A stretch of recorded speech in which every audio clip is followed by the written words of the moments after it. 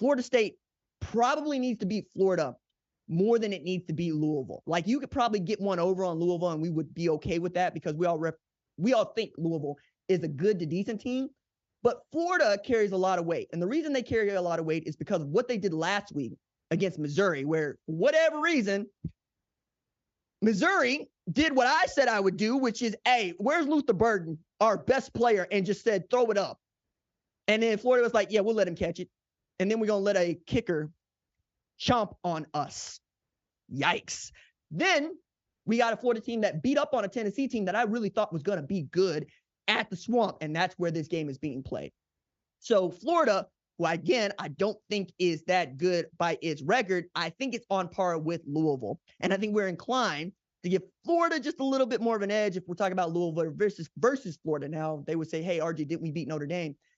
Again, I would talk about Florida perhaps being even favored in that game. So you need to take Tate Rodemaker and Trey Benson and Keon Coleman and go do the damn thing, right? You need to absolutely run this one up, Mike Norvell, and leave no doubt, because I don't think much of your schedule.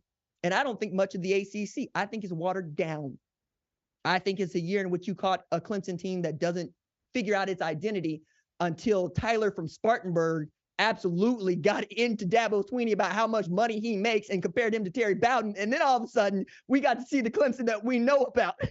I love this so much. When somebody says, hey, we don't need coaches calling shows anymore, I'm like, you must be crazy. You must be crazy. That's some of the purest sports talk radio that is still in existence today. Keep the coaches call-in show forever, because absolutely represents wins and losses for places like Clemson, okay? Meanwhile, you got a Florida State program that really does think it should be operating in SEC levels, talking about breaking away from the ACC, but has been feeling itself here of late. I don't think they're that good, but you can prove me wrong. And one of the ways you can prove me wrong is going to beat up on Florida worse than Florida could beat up on Tennessee. Beat up on Florida worse than Missouri, who this committee values, could do at home. I think there's everything for them to play there. I think that the Jordan Travis injuries, yeah, it impacts you. I mean, it's not just that he's the starter for a reason.